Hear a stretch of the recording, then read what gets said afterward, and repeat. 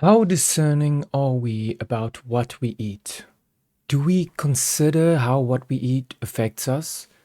Do you ever wonder why you feel tired in the middle of the day, even if you have slept well at night? These might be related to what you eat. 1 Corinthians 6, verse 12. All things are lawful for me, but not all things are helpful. All things are lawful for me, but I will not be dominated by anything. Firstly, I must exhort you. Aim as high as you possibly can.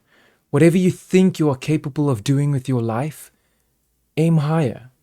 Now, I'm not endorsing naked ambition, but I am telling you to orient yourselves towards God's kingdom.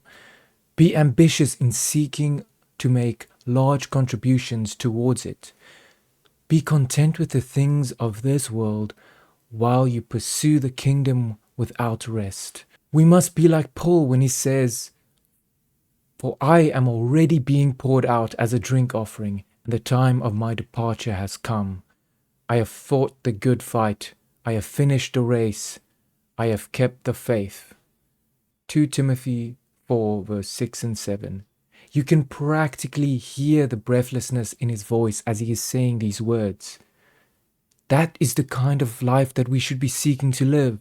A marathon which only ends when the Lord gives us the long rest. Why am I telling you this? It is because purpose must first be established before work can be done. For it is only when we know why we toil that it becomes easier for us to pant and sweat. It is when our ambition for the Lord is small that every obstacle resembles a mountain. When our ambition for the Lord is great, even a mountain only resembles a molehill. With our path laid bare in front of us, we are ready to undertake the journey. Knowing that we want to run, we are ready to ask, what is fuel for the body? Let us be frank, not everything we call food is fuel. Our bodies are not equally propelled by every type of food. One type of fuel may be able to propel a car, but that same fuel will not be good enough to make a rocket fly. Aim high, be a rocket, find out what makes you fly. What gives us the strength to move, to think, to act, or in another way, to fly? I can tell you categorically what it is not. It is not food that spikes our blood sugar levels. This includes starchy foods such as bread, pasta, rice, and of course also foods and sweets with added sugar like donuts, cake, milk chocolate, and so on. It is also not food that is highly processed. These are foods that come in packages that have long ingredient lists containing all manner of unpronounceable additives. It is not food that lead to inflammation, such as seed and vegetable oils. The fundamental principle is this: if you buy food from a supermarket, don't buy food from the inner aisles. That is mostly where all the processed foods are.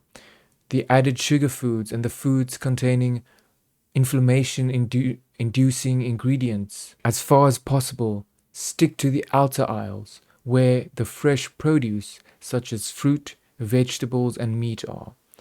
You want to eat food that won't last long on a shelf if they are not frozen or fermented.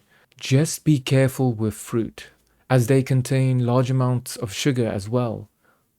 Whole fruit do contain fiber alongside the sugar, but they should still be eaten in moderation, as they can still spike your blood sugar levels. Sweet things are not meant for anything further than to be savored in small quantities. Consider the Proverbs.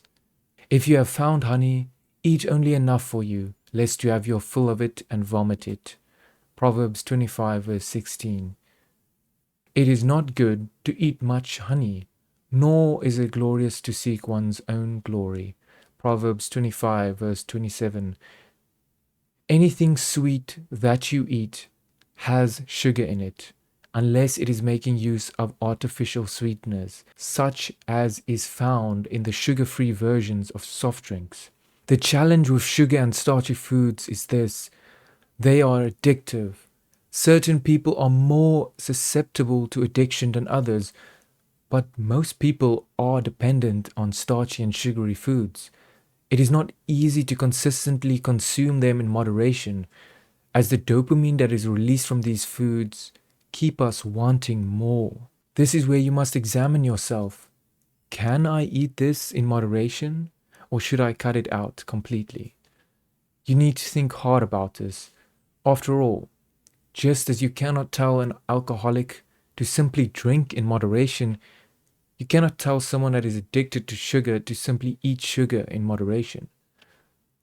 Another challenge with moderation is that you still need to be very aware of how much sugar and starch you are consuming. You must be aware that even things that aren't sweet, such as bread and pasta, still contain a lot of starch, which breaks down into sugar.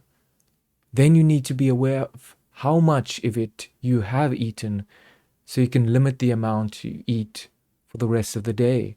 My intention is this: be encouraged to aim higher. When you look forward into the future and that you want to achieve, consider what gives you wings. Your body is an incredible creation. It can live off of so many things. Yet to live is not necessarily to thrive. Being discerning about what you eat is not just about how tightly the belt sits around your waist, although it can help with that too. It is about your mental and physical well-being. It would be a tragedy to only consider the superficial effects of a bad diet without considering how deep the impact can truly be in your life if you eat in a way that makes you thrive.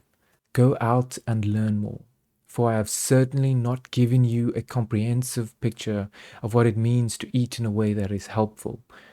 There is so much to learn. Now, there is also much in the way of noise. Sometimes there's conflicting information.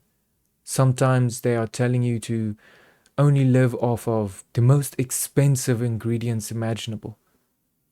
Just remember that the greatest victory comes from what you don't eat, meaning lots of sugar, starchy foods, and processed foods.